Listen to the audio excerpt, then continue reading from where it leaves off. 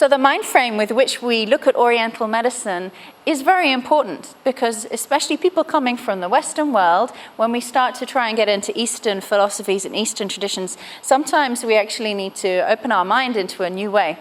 So I often refer to the mind frame with which we study, which we enter into this world. And the mind in the Western world is very linear. It's a bit like a line. So for example, we think of life as being born and then we die. So it's very linear, and everything is very linear in this way. So it looks a little bit like this. However, when we look at more ancient systems, we find that they have a different pattern. It's a cyclical pattern. It looks a little bit more like this. This is a Taoist Zen painting.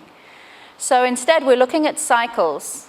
So when we're studying Taoism, we actually need to be very aware that our whole mind frame has to change, our whole attitude has to change to understand it.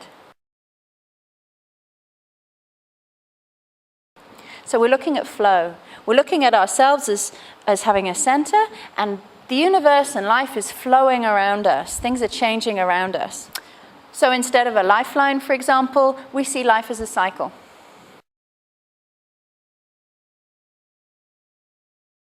And so we can see different stages, but they're part of a continuous cycle. And there's also continuity. This is difficult to put words to. Maybe we call it the soul, but there's part of us that feels eternal, that never changes. And then there's lots that changes. Our body, our health, our cells, they're changing every day. There's also that part of us that feels very eternal, the soul or the witness consciousness. Okay, so the wisdom used in Taoism comes from nature. And as I said, we're looking at qi flow. So when we're not feeling well, it's the Chinese approach is to say our qi, our energy, is not flowing optimally. So we want to know why. Where is it getting stuck? Where is it building up? Why is our energy not flowing as smoothly as it could? So how do we understand how to help qi flow? We need some kind of a map. And this is what 5 Elements is all based on. It's a map, a way of understanding our health. So I'm going to just show you this map where it comes from in nature so that you can understand it in a bigger picture. First of all, we can look at the flow of qi or energy in a year. So we have spring. In spring, the energy emerges and all the plants are growing and the baby animals. There's this feeling of emerging energy, of beginnings. And then it emerges into the fullness of summer. And in summer, people are more extrovert, they're more happy. There's a fullness, expansive feeling. And then in autumn, all the leaves begin to fall. The energy contracts. It starts to let go. The key word is letting go. And keeps going down, down, down into winter. And in winter, all the trees, they look dead, but inside the energy has moved very far inside. There's also a 5th element, and it's called seasonal changes. Seasonal changes and a still point within the changes. So the energy moves from contracted, which we call yin. And then it's expanding. It begins to open up. And then energy reaches its full expanded, which we call yang. And then it begins to contract again, and it's contracted. Simple flow. And there's a still point in the middle of it all, that point that we come to when we meditate. The Chinese obviously paid attention to this, and they represent it in their art as well as in their healing. Taoism is a very artistic way of looking at health. It's not as scientific as modern nutrition. It combines science and art together. Also, we can see the same flow every month in the lunar cycle. Waxing moon, so this is when the moon appears and the energy begins to rise. Full moon is a time for celebration. It's when people get together, and all over the world, different shamanic cultures have met together and celebrated the fullness of the full moon. After the full moon, it's over. There's a letting go time. The energy begins to release. And in the dark moon, it's so dark, if you're living in nature, it's very difficult to go out at all. It's a good time to stay inwards. And there's, of course, always the still point, watching it all. So we have exactly the same energy happen every month, the moon cycle. So one more example of it in nature is every single day we have the same cycle. I hope you're beginning to see a pattern here. We have sunrise, we wake up, we stretch, and we do our morning qigong. In the middle of the day, we go to the office or we go to our workshop and we're busy, we're active, we're yang. And then at sunset, it's a time that you're walking back from the fields with your crops on your shoulders, or driving back from work, sitting in a traffic jam. It's a time of finishing, reflecting back on the day and letting go.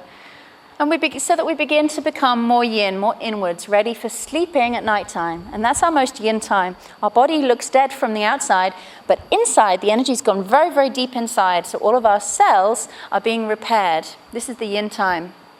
And of course, there's a part of us that watches all of these changes, our still point. And once again, we see the energy goes contracted and expanded and contracts again, a continuous cycle. So we've got this map. Now let's see, how can we use this map? How is it any use in our health, in our healing, and what's it got to do with nutrition? So this is the Qi cycle here, and we've got 5 different energies in it.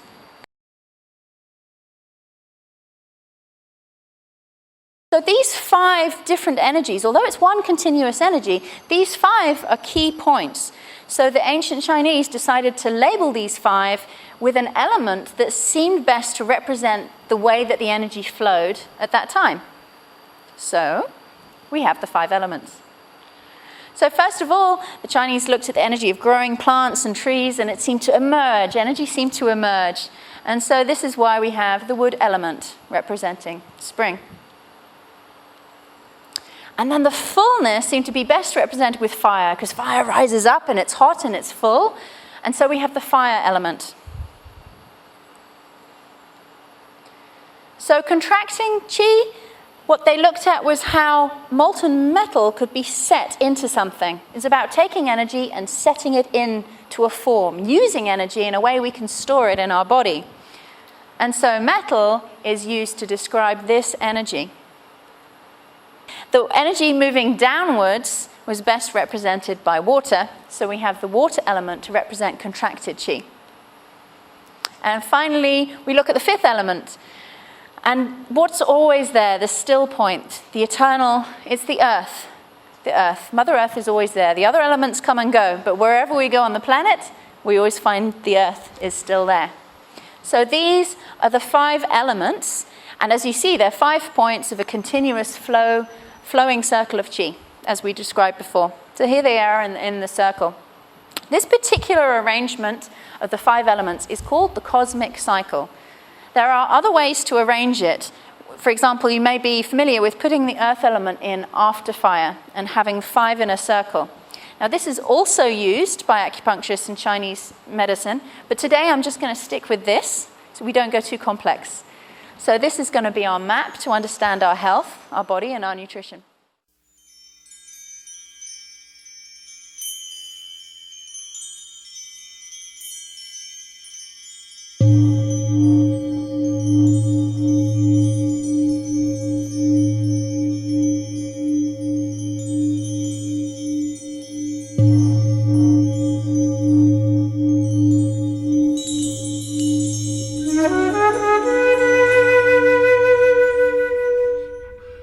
Yeah.